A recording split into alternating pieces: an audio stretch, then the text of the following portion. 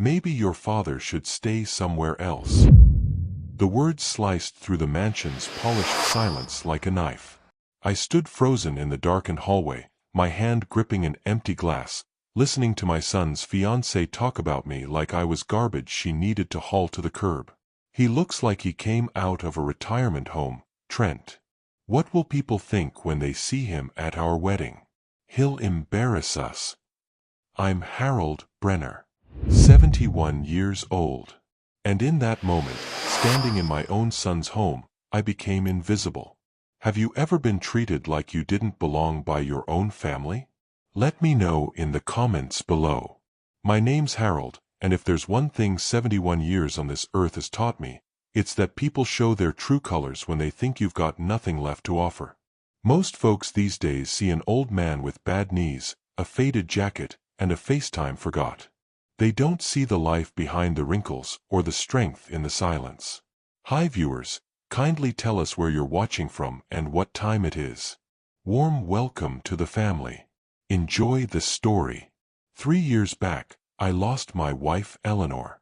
Cancer took her slow, and with her went the glue that held our family together. She was the kind of woman who made a house feel like home just by being in it.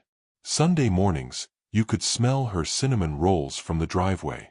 Her laugh echoed through every room like music you never wanted to end.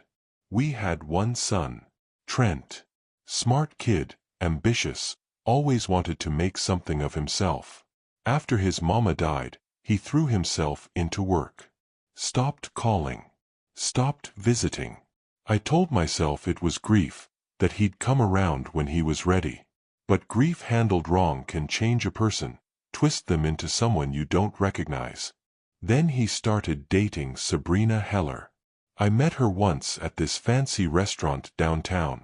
Trent seemed excited, nervous even. She smiled wide, said all the polite things you're supposed to say when meeting your boyfriend's father.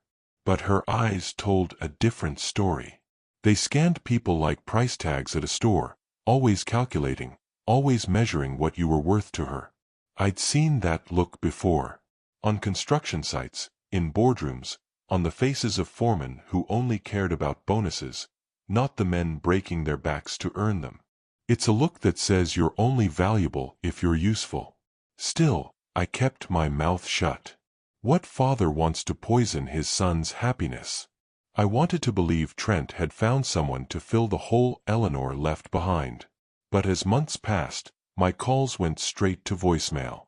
My texts got one-word responses or none at all. Then one afternoon, my phone rang. "Dad," Trent said, and I could hear the forced brightness in his voice. "I'm getting married." My heart swelled. My boy was moving forward with his life. But then came the words that gutted me. "We're selling the old house. Sabrina wants something more modern." That house wasn't just wood and concrete. It was where Eleanor and I built our life together. Every corner held a memory. I could still hear her humming in the kitchen, feel her hand in mine on the front porch swing. That house was her. I didn't argue, didn't fight. I just said, "All right, son. Whatever makes you happy." But something inside me shifted. Not anger exactly. More like sorrow mixed with the bitter taste of being forgotten by the person you love most in this world. What I didn't know then was that this was just the beginning. And what Sabrina didn't know was that the old man she was about to humiliate had secrets that would shatter her perfect world into 1,000 pieces. A month before the wedding, Trent called again. This time, his voice sounded different.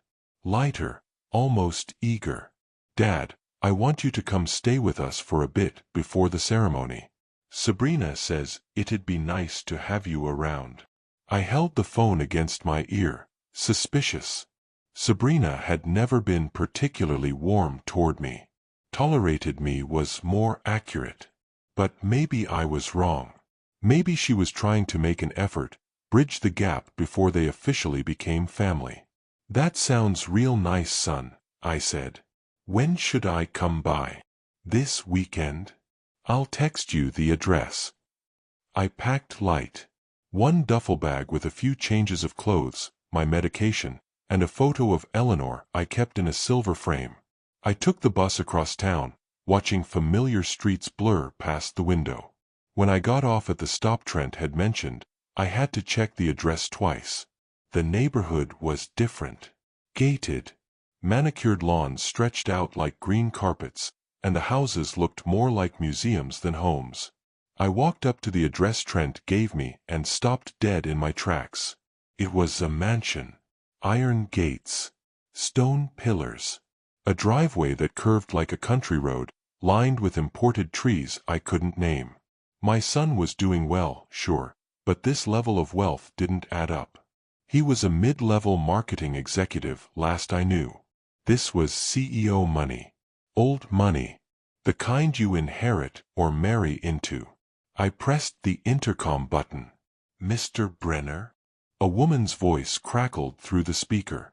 "Not Sabrina. Staff, maybe." "Yes, ma'am. I'm here to see my son."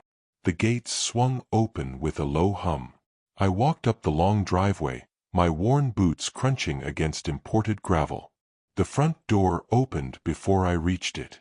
Sabrina stood there in a cream-colored dress that probably cost more than my monthly pension. Her hair was pulled back tight, her makeup flawless. She looked like she was posing for a magazine cover.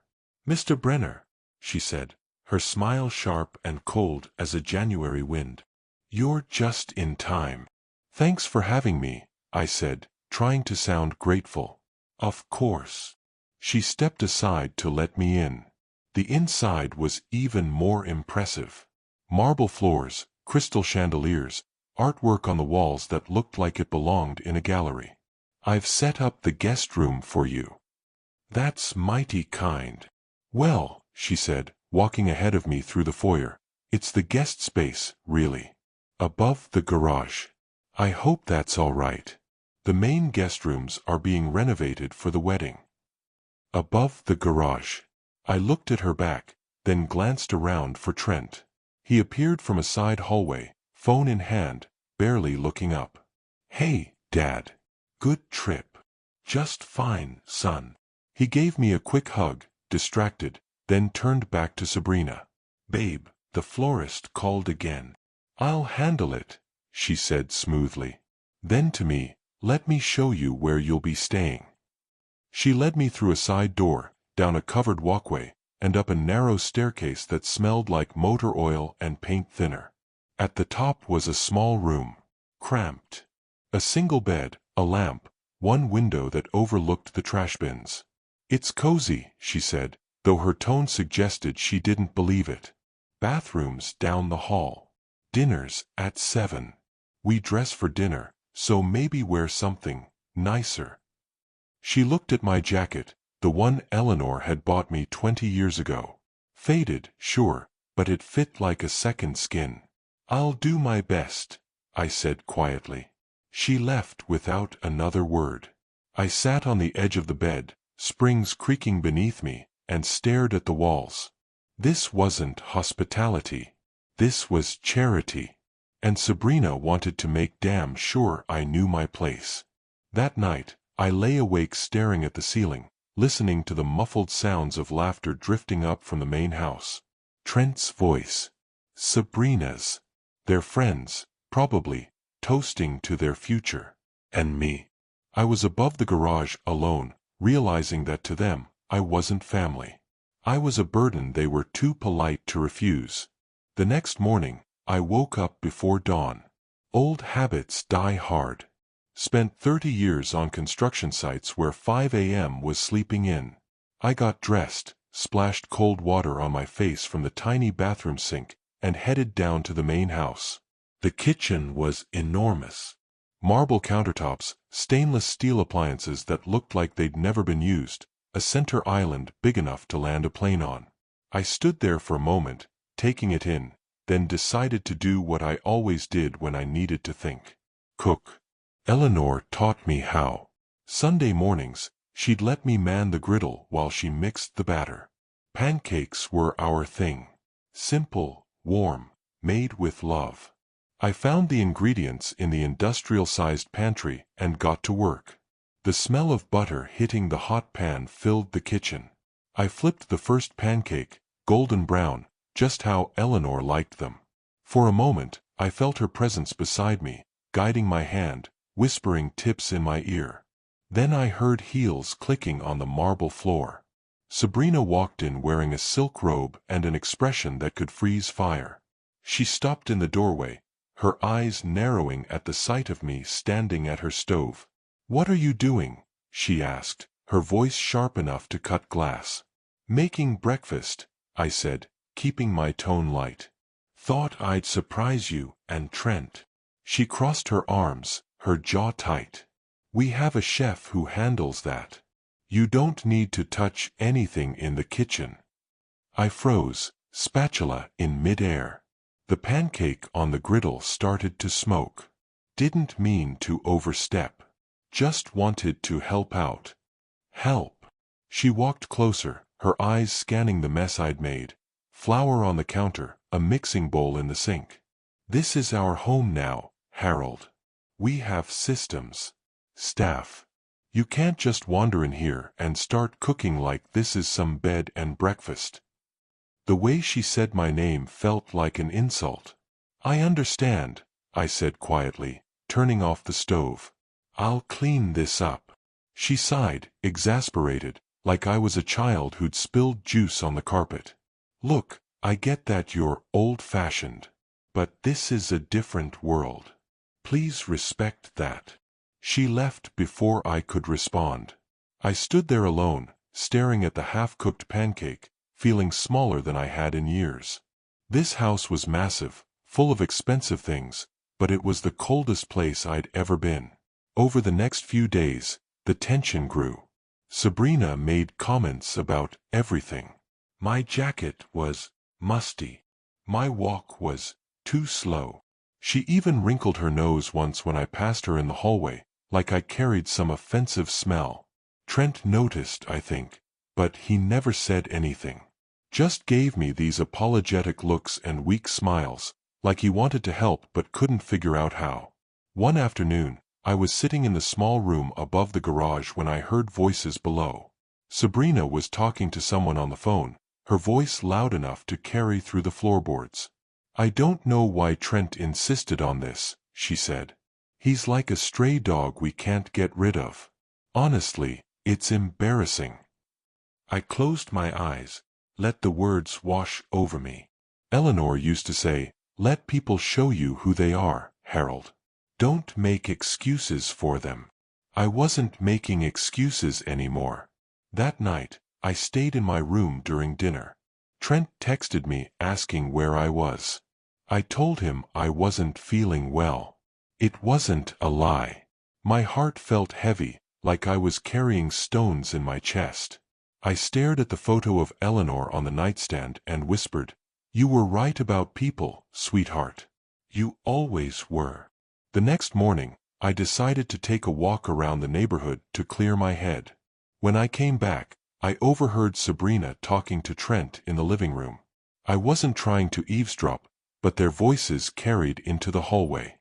"Your father is a problem," Sabrina said, her tone venomous.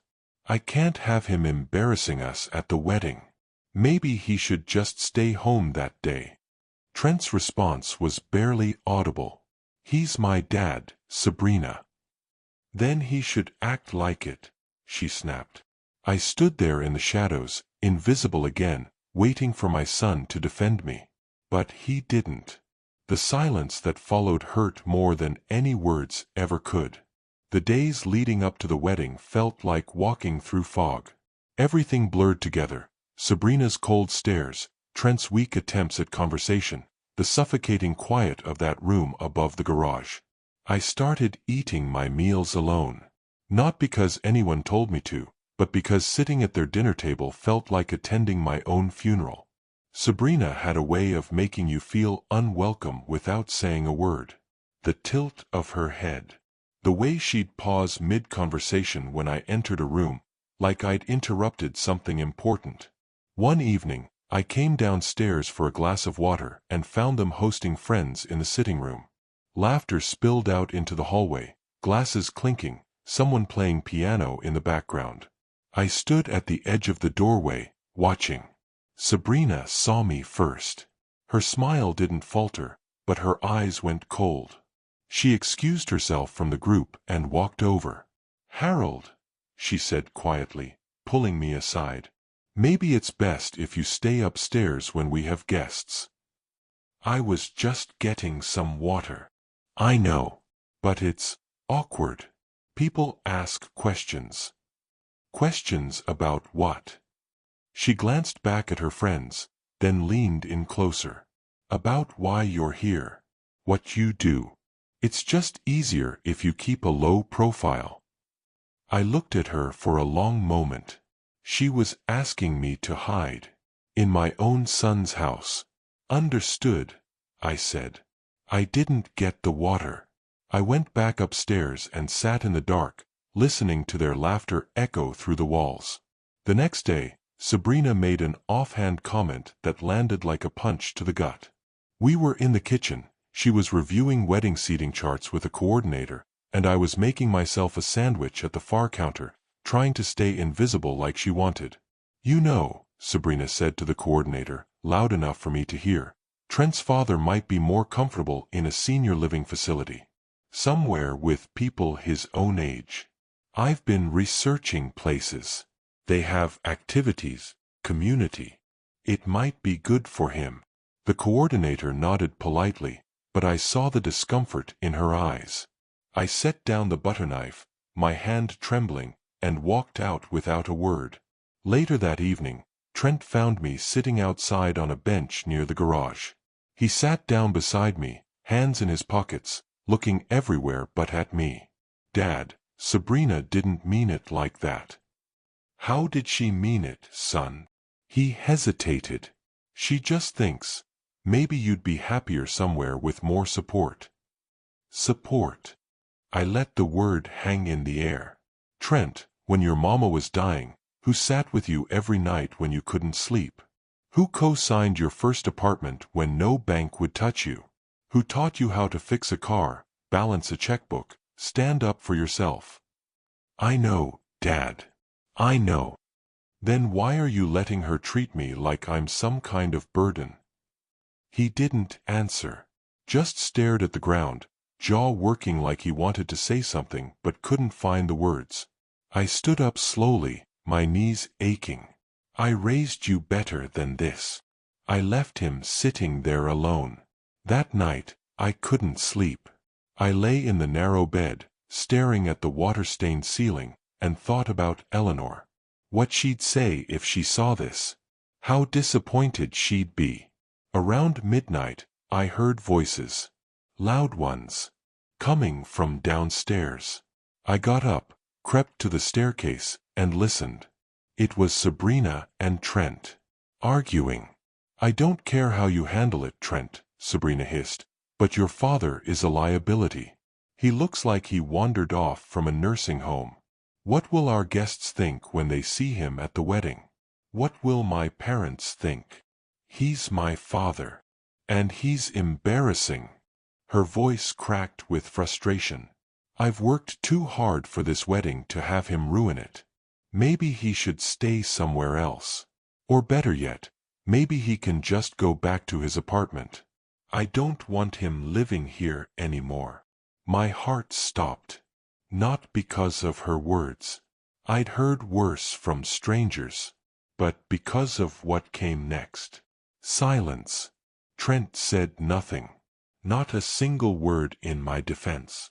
He just let her words hang there, unanswered, unchallenged. I stood there in the dark, gripping the railing, feeling the weight of his silence crush me. People think the worst pain comes from what's said. But it doesn't. The worst pain comes from what isn't. I turned and went back upstairs. Sat on the edge of the bed. Pulled out my phone and stared at the screen for a long time. Then I opened my contacts and scrolled to a name I hadn't called in months. Mr. Langton. My attorney. What Sabrina didn't know, what even Trent had forgotten, was that the old man living above their garage wasn't broke. Far from it.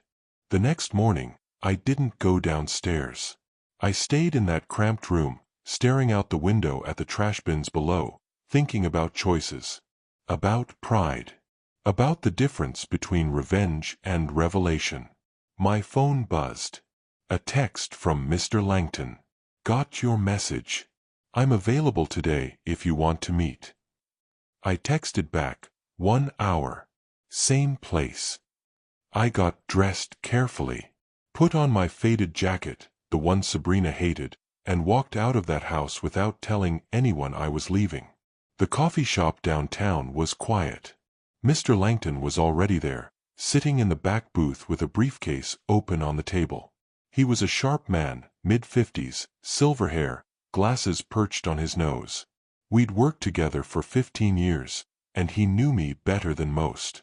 "Harold," he said, standing to shake my hand. "You sounded serious on the phone." "I am." I slid into the booth across from him. "I need you to do something for me." He pulled out a notepad. "I'm listening." I told him everything. About Sabrina. About the humiliation. About Trent's silence. When I finished, Mr. Langton leaned back, his expression unreadable. "So what do you want to do?" "That property downtown," I said. "The commercial estate Sabrina's company has been trying to buy for the last 6 months. I want the deal finalized by tomorrow morning." Mr. Langton raised an eyebrow. "You're going to buy it yourself?" "I already own it," I said quietly. "Her company's been negotiating with my holding firm. She just doesn't know I'm the owner." A slow smile spread across his face. "Harold, you magnificent bastard. I'm not doing this to hurt her," I said. "I'm doing this so she understands that respect isn't optional. And maybe, just maybe, my son will finally wake up." Mr. Langton closed his briefcase. "I'll have the paperwork ready by morning. Anything else?" I thought about it. End all property partnerships with her firm. Quietly. No explanations. Just let the contracts expire. That'll hurt her financially. Good. He nodded. Consider it done. I left the coffee shop feeling lighter than I had in weeks. Not because I wanted revenge, but because I was finally taking back control. That afternoon, I returned to the mansion. Sabrina was in the sitting room with her wedding planner, going over seating arrangements. She glanced up when I walked in, her expression sour. "Where were you?" she asked, like I owed her an explanation. "Out," I said simply. "Out where? Does it matter?" Her jaw tightened. She turned back to her planner, dismissing me. I went upstairs, packed my duffel bag, and sat on the edge of the bed. Pulled out a piece of paper and a pen. Wrote a short note to Trent. "Son, thank you for letting me stay. I wish you happiness. But remember, respect is not inherited, it's earned. Dad." I left the note on the small desk, zipped up my bag, and walked downstairs just as the sun was setting. Trent was in the kitchen, scrolling through his phone. He looked up when he saw me with my bag. "Dad, where are you going?" "Home," I said. "But the wedding's in 2 days." "I know." His face fell. "You're not coming." I looked at him, really looked at him, and saw the boy I used to know buried somewhere beneath the man Sabrina was molding him into. "I'll be there," I said. "But I'm not staying here. Dad, please. Don't do this." "Do what, Trent?" "Leave before I'm told to." He opened his mouth, then closed it. Guilt flickered across his face, but it wasn't enough. I walked past him, out the door, and down that long driveway. Didn't look back. By the time I reached the street, my phone buzzed again. "Mr. Langton. All set. The property's officially yours. Contract signed. Her company will be notified first thing tomorrow morning." I smiled. Sabrina thought she knew who I was. Thought she could push me around, make me feel small, erase me from her perfect life. But tomorrow, she'd learn the truth. And when she did, her whole world was going to crack wide open. The call came at 8:30 the next morning. I was sitting in my small apartment, the one I'd kept all these years, the one Sabrina didn't know existed, drinking coffee and watching the sunrise through my window when my phone lit up. Mr. Langton's name flashed on the screen. "It's done," he said when I answered. "Her company just received notification. The downtown property is officially under Brenner Holdings. No negotiations. No counter-offers. They've been locked out." I took a sip of coffee, let it warm my chest. How'd they take it? From what I hear, not well. Their acquisition team has been scrambling all morning trying to figure out who swooped in. They had investors lined up for that property, Harold. Without it, their whole expansion plan collapses. And the other contracts? Quietly terminated. All partnerships with her firm end within 30 days. Legal gave them notice an hour ago. I closed my eyes, exhaled slowly. This wasn't about destroying Sabrina. It was about showing her that the man she'd dismissed, humiliated, and tried to erase had more power in his silence than she ever had in her cruelty. "Thank you, David," I said. "You sure you want to go through with the rest of this? The wedding? Yeah. You could just let this play out from a distance. Send your regards. Stay away from the drama." I thought about Eleanor. About the lessons she'd taught me. About how sometimes the kindest thing you can do for someone is let them see the consequences of their choices. "I'll be there," I said. "Trent needs to see this." After I hung up, I pulled out the suit I'd bought years ago for Eleanor's funeral. Black, tailored, expensive. I'd only worn it once. It still fit perfectly. I spent the rest of the day preparing. Got a haircut. Polished my shoes until they gleamed. When I looked in the mirror that evening, I didn't see a broken old man. I saw Harold Brenner. Builder. Father. Survivor. The wedding was tomorrow. And tomorrow, Sabrina would learn that you don't measure a man by his jacket or his age. You measure him by what he's built when no one was watching. That night, I received a text from Trent. "Dad, please. Come back. We can talk. Don't miss my wedding."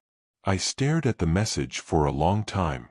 Part of me wanted to respond, to comfort him, to tell him everything would be okay. But another part, the part Eleanor had strengthened over 43 years of marriage, knew that some lessons can't be taught with words. They have to be lived. I turned off my phone and went to bed. Tomorrow, everything would change. The wedding venue was 40 minutes outside the city. A grand estate with rolling lawns, white columns, and gardens that looked like they'd been painted into existence. Cars lined the circular driveway, Mercedes, BMWs, Teslas. The kind of crowd that measured success by the price tag on their watches. I arrived late on purpose. Wanted to make an entrance without causing a scene too early. The ceremony had already started when I pulled up in the cab. I paid the driver, straightened my tie, and walked through the open gates. A few guests lingered outside, cocktails in hand, whispering and laughing. When I stepped into the main hall, conversations died mid-sentence. Heads turned. Eyes widened. I wasn't the broken old man they'd expected. I was sharp, clean, composed. The kind of presence that commands attention without demanding it. I spotted Trent at the altar, standing stiff in his tuxedo, looking pale. Sabrina stood beside him in a dress that probably cost more than most people's cars, her veil shimmering under the chandelier light. Her eyes locked onto mine.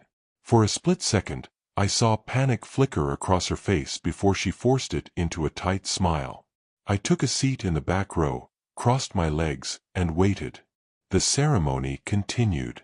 Vows were exchanged. Rings slipped onto fingers.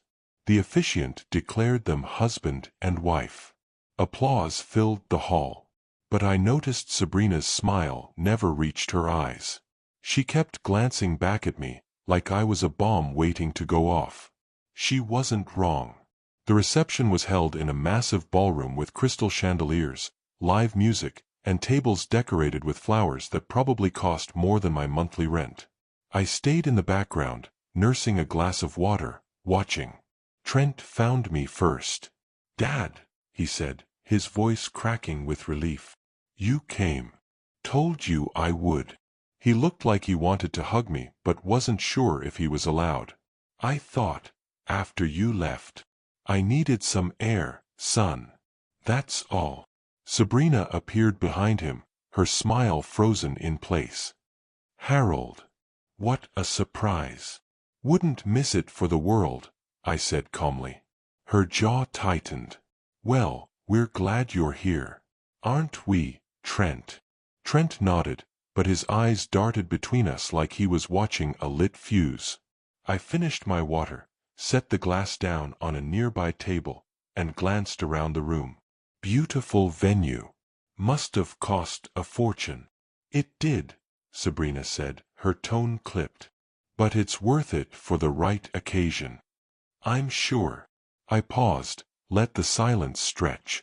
"Speaking of worth, I wanted to talk to you both about something." Trent frowned. "What's that?" I gestured to Mr. Langton, who'd been standing near the bar, waiting for my signal. He walked over carrying a leather briefcase, his expression neutral. "This is David Langton," I said. "My attorney." Sabrina's smile faltered. "Your attorney?" "Yes." I turned to Trent. "You remember that commercial property downtown? The one Sabrina's company has been trying to acquire." Trent nodded slowly. "Yeah. She's been working on that deal for months." "Well," I said, pulling a document from the briefcase Mr. Langton handed me, "as of this morning, it's no longer on the market." Sabrina's face went pale. "What are you talking about?" Mr. Langton stepped forward. "Mr. Brenner has been the principal owner of Brenner Holdings for the last 15 years. The property your company was negotiating for? It's his. And as of 8 a.m. today, the acquisition was finalized, under his name." The color drained from Sabrina's face. Guests nearby stopped talking. The music seemed to fade into the background. Trent stared at me, stunned. "Dad, what?" I looked at him, my voice steady. "I never told you because I wanted you to build your own life, son. Make your own success. But I've been investing quietly for years. Real estate, mostly. That property Sabrina wanted? I've owned it the whole time." Sabrina's hands trembled. You can't." "I can," I said. And I did. Her mask finally cracked. The polished, perfect exterior shattered, and beneath it was raw fury. "So what, you're rich? You think that changes anything?" I met her eyes. "No, Sabrina. But it changes how you treat people, doesn't it?" The room had gone silent. Every guest, every waiter, every musician, they were all watching. Sabrina's voice shook. "You did this to humiliate me." "No," I said quietly. "I did this to show you that dignity isn't bought. It's earned. And you can't strip it away from someone just because you think they're beneath you." She opened her mouth to respond, but no words came out. Trent looked between us, his face pale. "Dad, why didn't you ever tell me?" "Because a man's worth isn't measured by what he shows," I said, my voice breaking just slightly. "It's measured by what he stands for. And lately, son, you forgot what that means." The weight of my words hung in the air like smoke. Sabrina turned and walked away, her heels clicking sharply against the marble floor. Guests whispered.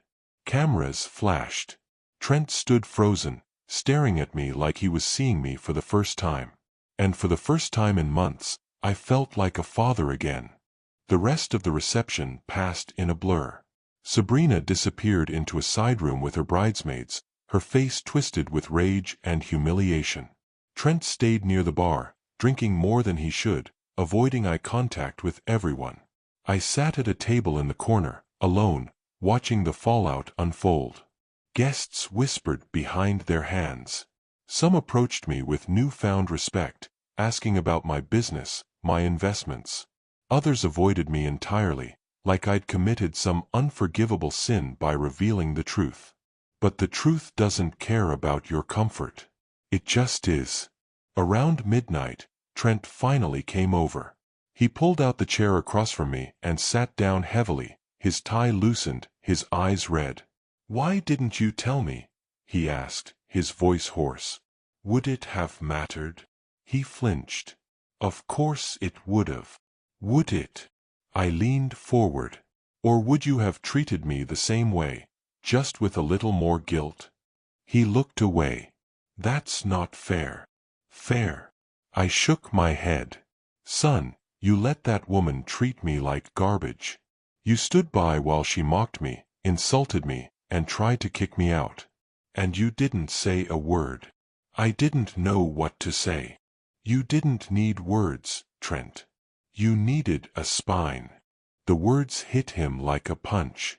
His shoulders sagged, and for a moment, he looked like the boy I used to tuck into bed at night, the one who was afraid of the dark. "I'm sorry," he whispered. I softened, just a little. "I know you are. But sorry doesn't fix what's broken. You have to rebuild it." He nodded, tears streaming down his face. "How do I do that?" "By remembering who you are. Who your mother raised you to be. Not the man Sabrina wanted you to become." He wiped his eyes, his hands shaking. "What do I do now?" "That's up to you, son. But you need to figure out what kind of man you want to be. Because the choices you make from here on out will define the rest of your life." I stood up, my knees aching, and placed a hand on his shoulder. "I love you, Trent. I always will. But I won't stand by and watch you lose yourself." Then I walked out of that ballroom, leaving my son sitting alone in the wreckage of his perfect wedding. The next morning, news spread fast. Sabrina's company was in freefall. Investors pulled out after learning about the collapsed property deal. Her firm's reputation took a hit when word got out that she'd been trying to acquire land from a company owned by the father-in-law she'd openly disrespected. Within a week, she was forced to sell her shares just to cover losses. Within 2 weeks, she filed for separation. Trent called me on a rainy Tuesday afternoon, his voice broken. "Dad, she's gone. Took everything she could and left." I didn't say I told you so. I didn't gloat. I just listened. "Can I come see you?" he asked. Of course. He showed up at my apartment that evening, soaking wet from the rain, looking like a man who'd lost everything. I made him coffee. We sat in silence for a long time. Finally, he spoke. "I should have defended you." "Yes," I said. "You should have. I don't know why I didn't." "Because you wanted her approval more than you wanted to do what was right. And that's a dangerous place to be, son." He nodded, staring into his mug. "How do I fix this?" "You start by forgiving yourself. Then you start by being the man your mother would have been proud of." He looked up at me, tears in his eyes. "Do you forgive me?" I reached across the table and squeezed his hand. "I never stopped loving you, Trent. But forgiveness, that's something you earn through action, not words." He stayed with me that night, slept on my couch, and the next morning we had breakfast together. Pancakes, just like Eleanor used to make. It wasn't perfect, but it was a start. What would you do if someone you loved chose pride over family? Drop your answer in the comments below. The months that followed weren't easy. Trent moved out of the mansion and into a small apartment across town. He quit his job, said he needed time to figure out who he was without Sabrina's influence. We met for coffee every Sunday. Talked about life, about loss, about the mistakes we'd both made. He asked me questions about my business, about how I'd built it from nothing. I told him the truth. It wasn't glamorous. It was years of hard work, smart decisions, and knowing when to stay humble. "Why did you keep it a secret?" he asked one afternoon. "Because I didn't want you to rely on me," I said. "I wanted you to stand on your own 2 feet. Build your own legacy. But you could have told me after Mom died." "I could have." "Could have what?"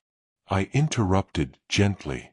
"Used my money to impress Sabrina? Bought a bigger house?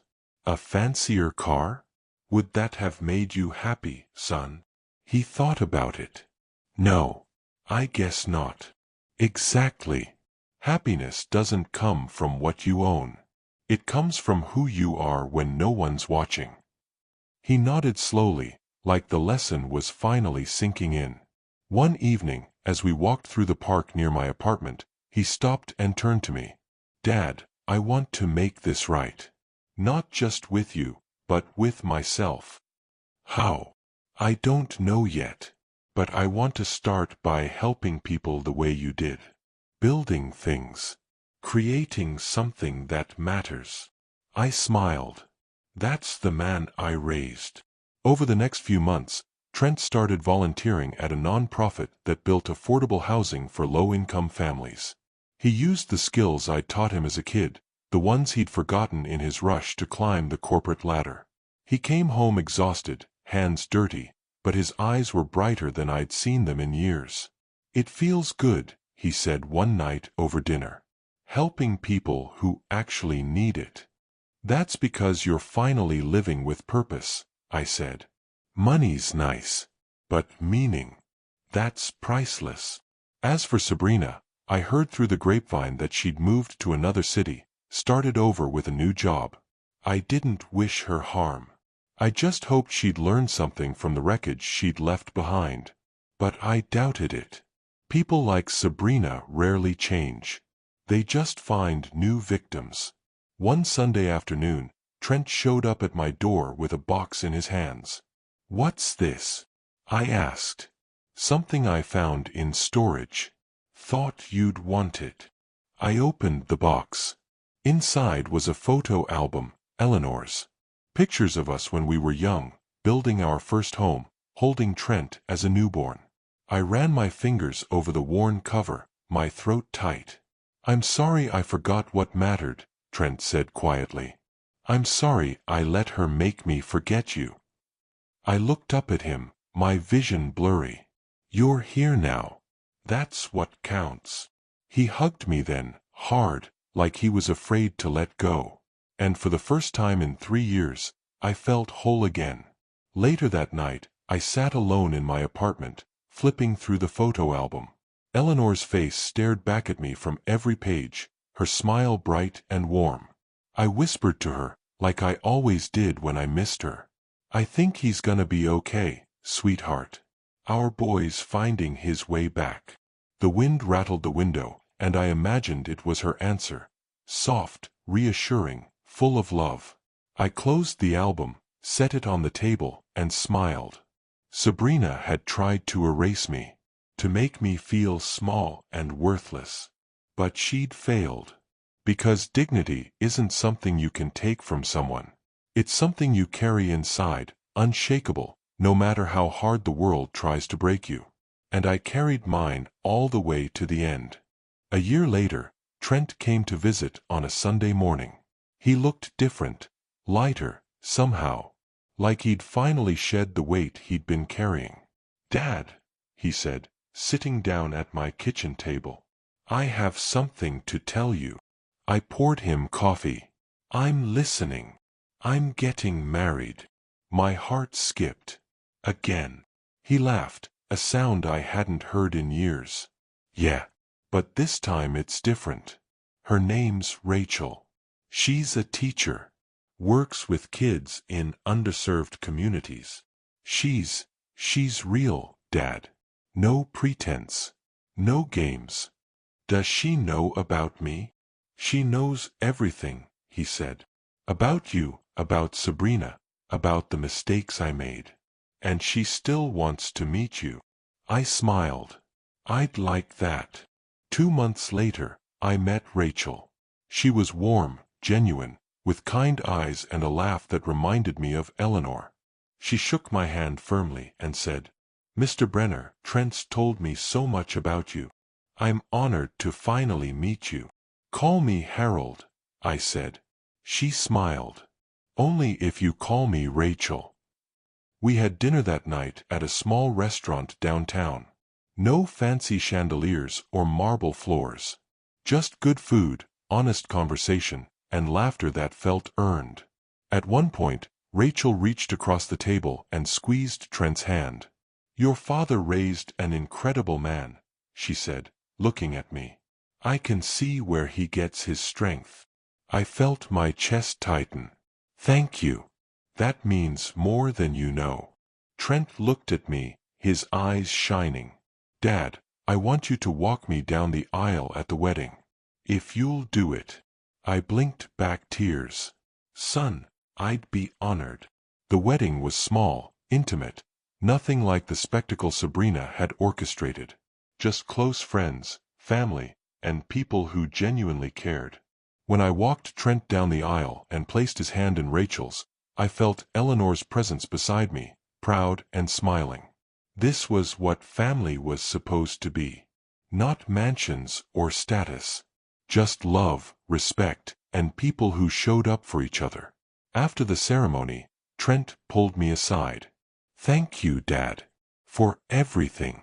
For not giving up on me." "I never could," I said. "You're my son. And that means something." He hugged me tight. "I'm going to be better. I promise." "I know you will." As I stood there watching him dance with Rachel, surrounded by people who truly loved him, I realized something. Sabrina had tried to break me, to humiliate me, to erase my worth. But she'd done the opposite. She'd reminded me of who I was, of the strength I'd built over 71 years of life, of the love Eleanor had planted in me that no amount of cruelty could kill. I didn't need revenge. I didn't need her apology. I just needed to know that my son had found his way back, that he'd learned the lesson Eleanor and I had spent a lifetime teaching him, that a man's worth isn't in what he owns, but in how he treats the people who can't do anything for him. And as I watched Trent spin Rachel across the dance floor, both of them laughing, I knew he'd finally understood. Some people measure success by wealth, by status, by the size of their house or the price of their car. But real success, that's measured in moments like this. In love that endures. In family that forgives. In dignity that never bends. Sabrina learned that lesson too late. My son learned it just in time. And me. I learned that sometimes, the best revenge isn't anger or bitterness. It's living well, standing tall, and letting your silence speak louder than anyone's cruelty ever could. Because when people finally see who you really are, not what you own, but who you are, their shame echoes louder than any words you could ever say. And that echo? It lasts forever. If this story touched your heart, hit that subscribe button and turn on notifications so you don't miss our next powerful story. Drop a comment below sharing your thoughts. Your words might inspire someone who needs to hear them today. Remember, your worth isn't defined by how others treat you. It's defined by how you stand when they try to break you. See you in the next story, family.